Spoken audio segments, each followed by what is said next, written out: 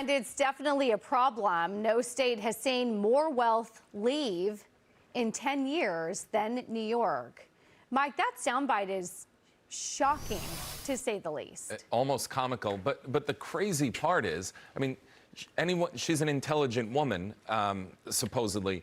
No one's coming back unless you change the policies that cause them to leave in the first place. Right. So just to come back because the governor, who won't change any of her policies, wants you to come back, the high net worth people are smart enough to go where their money's going to be treated best, and that's Florida. So I don't know, you have to do better than what she's doing. You want to keep people in New York to pay taxes for her social programs, you have to offer them something. But keeping it status quo, you're going to get more of the exact same, and that's people leaving quickly. Jackie, what makes me nervous about this is we always talk about watch what I do, not what I say. She's saying a lot of things because she's in an election year, but the actions haven't changed. I don't believe her. I don't either. She endorsed Mamdani.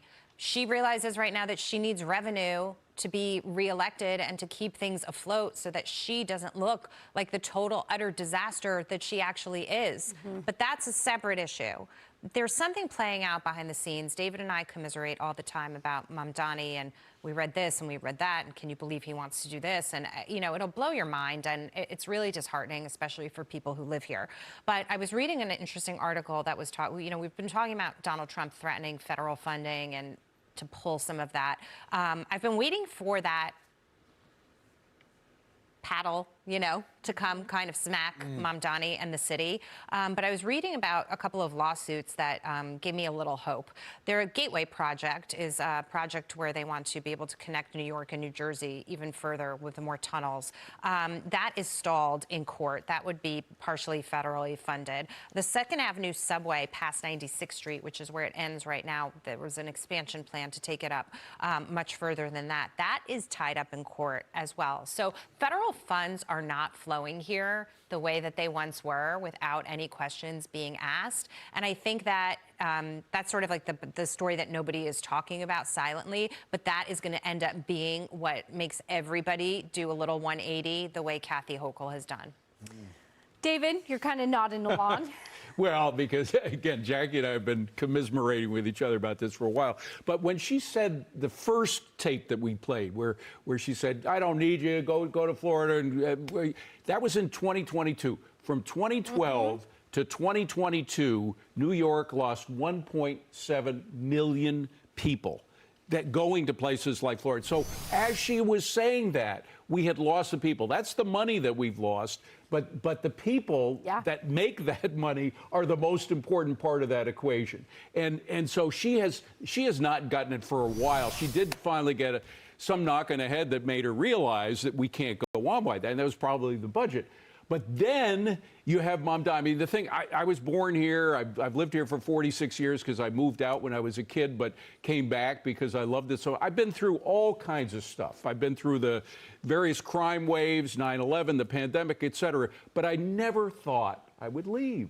Now I'm beginning to feel that way. And people who've been here for a long time are beginning to. I love this city. I know people out there think I'm crazy for doing this, but folks, I've got my roots here, and you don't want to be chased out of the place that you have your roots. Quality of life has really eroded. Quality of life has eroded. So there are a lot. And then you have these 11 tax proposals that Mamdani has come out with, most of which, with the exception of the property tax, he can't do without her support. Right. Is she going to support him in order to get the left wing to support her bid for re-election? I wouldn't bet against it. I wouldn't bet against it. It goes directly against what she just said, but she folds like a cheap suit. So there's another, you brought up some revenue tax proposals. Brian, let me go to you on this proposal. In City Hall, Zohran Mamdani is pushing to make the Big Apple home to the highest minimum wage in the country.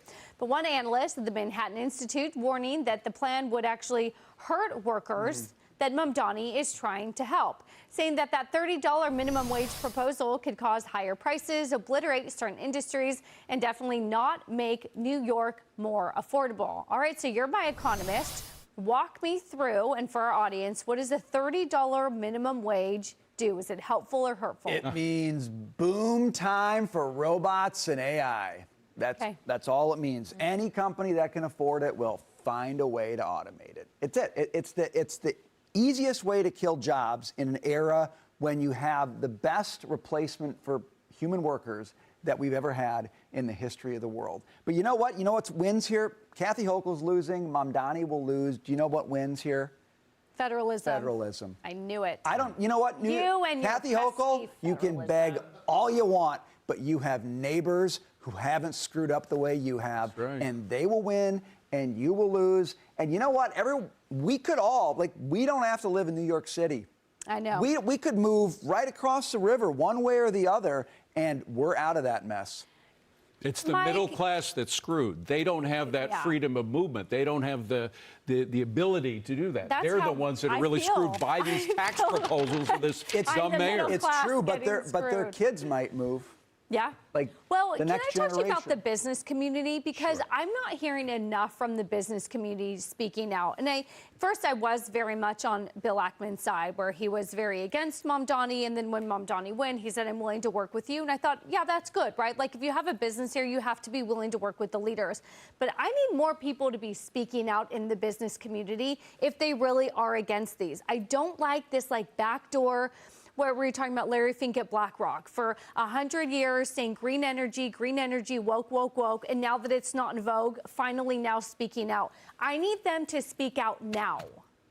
Why aren't we hearing Good business luck. leaders speak out? You know, because people want to do what is not going to blow back in their face. Larry Fink didn't want to go out and speak against green energy, even if that's what he actually believed, because that didn't help his business. That didn't help his shareholders. That didn't help money flowing into BlackRock. So I think it's more of the same now. There's nobody out there who's running. Start with medium-sized businesses. Okay, take minimum wage from $17 to $30 an hour.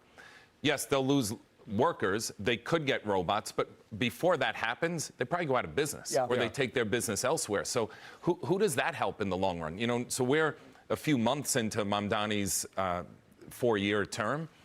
It's only going to get worse, and a lot worse. So the high earners aren't speaking out. You know, I was interested to hear if Jamie Dimon weighed in on this at all, who I think should, and you know, he'll come out with his talking points here and there, but anyone who's earning high earners in New York City have to be thinking about going elsewhere, because it's the writing's on the wall that taxes are going in one direction. That's higher. So costs also, quiet taxes are going up everywhere, but taxes on the wealthy, on the rich, are going to continue to go up. There's no end in sight. So this is the first time in my life, and again, born and raised in New York, first time where I think, man, maybe the city doesn't come back this time.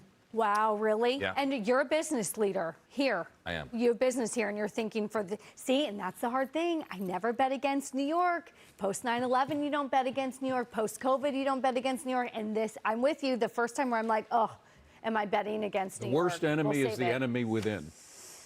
Yeah.